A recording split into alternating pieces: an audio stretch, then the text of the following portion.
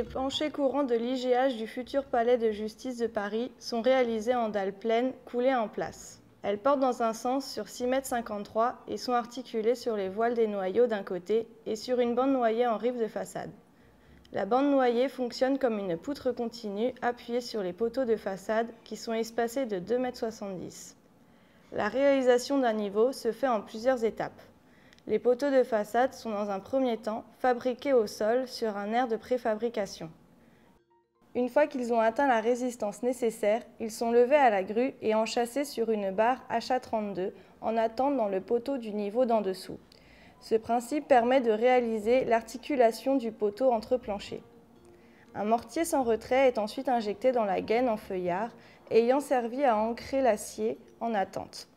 La stabilité provisoire du poteau est assurée par un bracon métallique.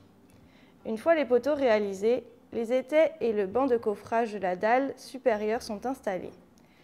Le ferraillage entravé de dalle est mis en place, de même que les armatures de la bande noyée en rive.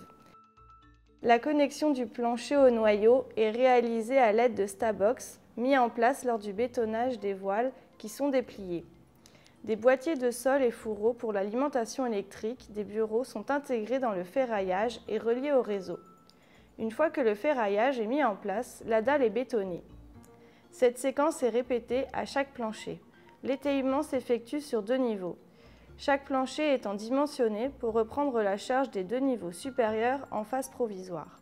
Dans sa conception du projet, l'architecte Renzo Piano a imaginé des poteaux tous les 1,35 m pour des raisons économiques. Seul un poteau sur 2 est structurel.